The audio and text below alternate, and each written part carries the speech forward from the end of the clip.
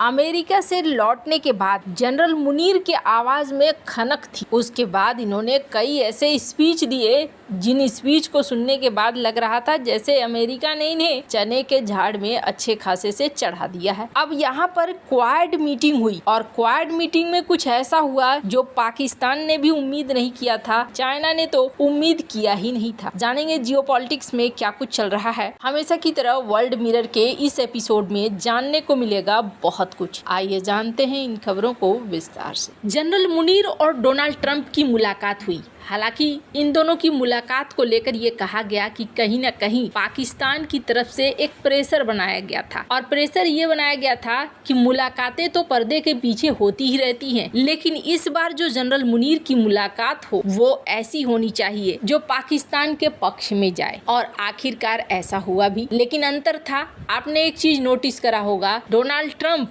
और जनरल मुनीर के लंच की तस्वीरें ऑफिशियली नहीं आई कि यहाँ पर कौन कौन बैठे थे, क्या क्या बातें हुई। जो पाकिस्तान की तरफ से बताया गया बस उतना ही पता चला। डोनाल्ड ट्रंप की तरफ से ये कहा गया कि हाँ जी मैं बैठकर खाकर सम्मानित महसूस कर रहा हूँ। इसके अलावा आधिकारिक तौर पर कुछ भी नहीं देखने को मिला। लेकिन जनरल मुनीर जब अमेरिका से वापस लौटे फिर उन्होंने कई जगहों पर भाषण दिया और उनके भाषण में एक खनक सी सुनाई दी और ऐसा लगा जैसे कि अमेरिका ने पाकिस्तान को कई तरह के आश्वासन दिए हैं। अब सवाल ये उठता है कि क्या पाकिस्तान अमेरिका के ऊपर दबाव बना सकता है? हाँ, वो सीन ऐसा था जिस सीन में पाकिस्तान अमेरिका के ऊपर दबाव बना सकता था, क्योंकि जनरल मुनीर को सबसे पहले एक्सपर्ट यही कह रहे हैं कि बुलाया ही गया था इन्हें इसलिए ताकि ईरान को काउंटर किया जा सके। इजराइल ईरान के युद्ध में एक बड़ा प्लान था और प्लान था ईरान में तख्ता पलट का, लेकिन तख्ता पलट अगर होता तो पाकिस्तान की भूमिका बहुत खास हो जाती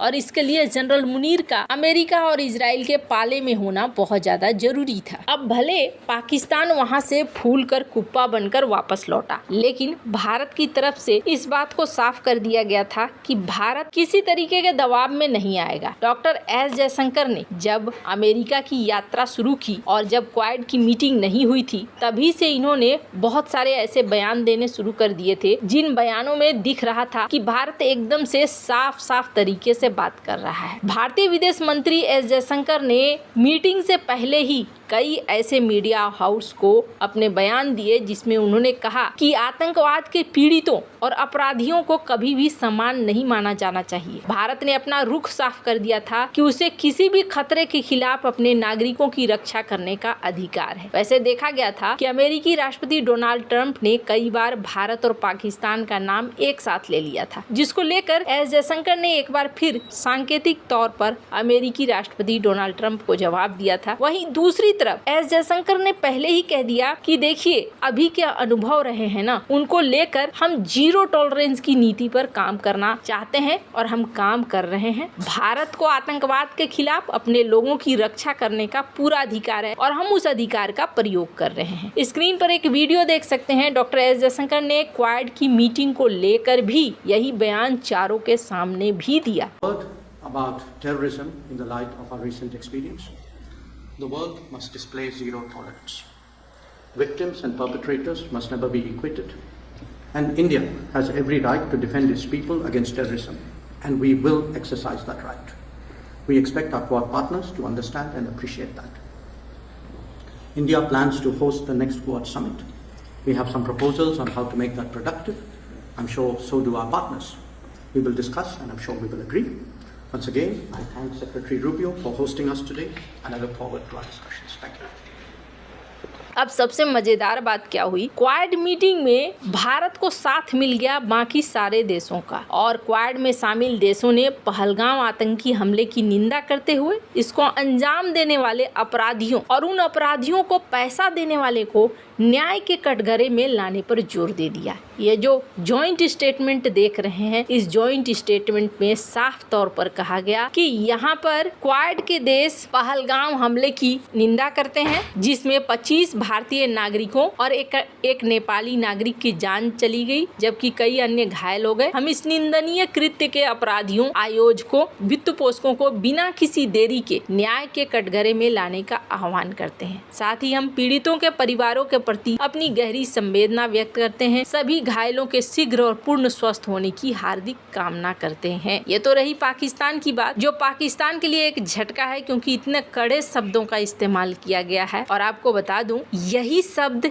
एससीओ में मिसिंग दिखाई दिए। जब एससीओ की बैठक हो रही थी और भारत की तरफ से राजनाथ सिंह पहुंचे थे तो वहां पर ये चीज मिसिंग दिखाई दी। अब बारी आई चाइना की। चाइना को लेकर भी मार्को रूबियो ने साफ कर दिया और मार्को रूबियो ने ये कहा कि अगर आप ये सोच रहे हैं कि हम एक नहीं हैं तो आप भूल जाइए, हम एक हैं और एक साथ मिलकर ही एक्शन लेंगे आगे भी। यहाँ पर इन्होंने साफ कर दिया कि इंडो पैसिफिक मामले में हम बिल्कुल साथ हैं। हालांकि एक मोमेंट ऐसा भी आया जहां पर जयशंकर के साथ हंसी मजाक करते हुए दिखे मार्को रूबियो। स्क्रीन पर आप देख सकते हैं। I'm going to ask who's become a friend. I've seen him a number of times now in just 6 months on the job, and I was just telling how much he travels. I follow the news, and every time I see he's somewhere else in the world. So he's been very busy. But my colleague from India, who will be followed by my colleague from Australia, and then of course Japan, who I've also seen quite a number of times. In fact, I've seen you more than my own children, and because he's at some of the same forums that we've been on, and it's been an important partnership as well. So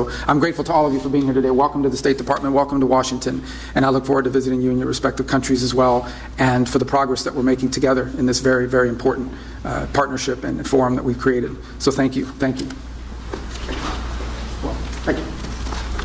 इस video में इन्होंने कहा कि जयशंकर साहब बहुत busy हैं, जब भी देखो किसी न किसी देश की यात्रा ही करते रहते हैं। पर चाइना को इन्होंने एकदम कठोर संदेश दिया, क्वाड के सारे देशों ने। अब आपके मन में ख्याल आएगा, क्या भारत को चाइना के साथ अपने रिश्ते अच्छे नहीं करने चाहिए? भारत को क्वाड में इतना साफ साफ चाइना के खिलाफ बोलना क्या ठीक है? तो आपको बता दूं, जब एससीओ की मीटिंग हुई ना, और एससीओ की मीटिंग के बाद चाइना से पूछा गया कि अब आपके रिश्तों का क्या सीन है, किस तरीके से आप हल करेंगे, क्या आपके रिश्ते हल हो जाएंगे? तो यहाँ पर चाइना ने क्या कहा? चाइना ने कहा कि भारत के साथ बॉर्डर विवाद का मामला काफी जटिल है, ऐसे में इसे सुलझाने में काफी समय लग सकता है। हालांकि चीन ने ये कहा कि हम अलग अलग लेवल पर कोशिश कर रहे हैं। अब राजनाथ सिंह, जिन्होंने यहाँ एससीओ की मीटिंग में मुलाकात भी करी डोंग जून से, जो कि वहाँ के चीफ हैं सेना के, और इसके बाद इन्होंने एलएसी की बातचीत करी और रिश्तों को हल करने की बात करी। दोनों देश को ये भी कहा गया कि दोनों देश सकारात्मक तरीके से आगे बढ़ रहे हैं, लेकिन इसके बाद इनका स्टेटमेंट आता है कि नहीं, चाइना और भारत का मुद्दा जटिल है और इसे हल होने में वक्त लगेगा। अब जरा सोचिए, अगर आप रूस को देखेंगे और रूसी मीडिया को देखेंगे, हाल फिलहाल में रूसी मीडिया ने भारत को याद दिलाया है कि देखो, अमेरिका तुम्हारे साथ अच्छा नहीं करता है, इतिहास में भी इस तरीके का प्रमाण है। अमेरिका सिर्फ लड़वाना चाहता है चाइना और भारत को और बीच में मजे लेना चाहता है। बात तो सही है, लेकिन चाइना भी कहाँ झुकने को तैयार है, चाइना भी कहाँ समझौता करने को तैयार है। चाइना अपनी शर्तों पर समझौता करना चाहता है। वो चाहता है कि अपनी जमीनें हमें